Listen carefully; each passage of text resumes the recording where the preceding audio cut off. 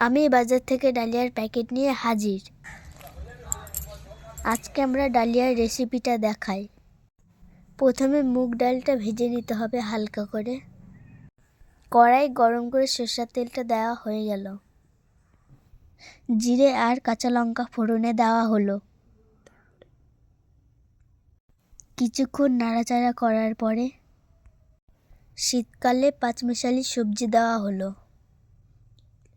কিছুক্ষণ নাড়াচাড়া করতে হবে পাঁচমিশালি সবজিটাকে। তোমরা আবার ভেবো না কিন্তু রান্নাটা আমি করছি, এটা রান্নাটা আমার মা করছে। আমি খালি বসে বসে দেখছিলাম।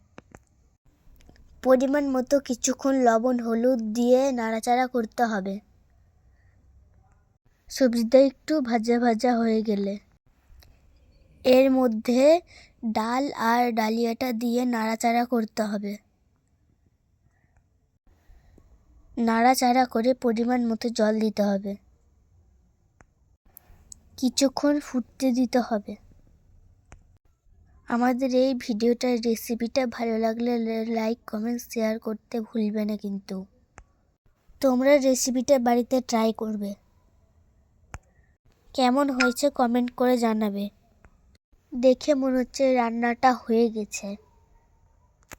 দেখো রান্নাটা কত সুন্দর হয়েছে।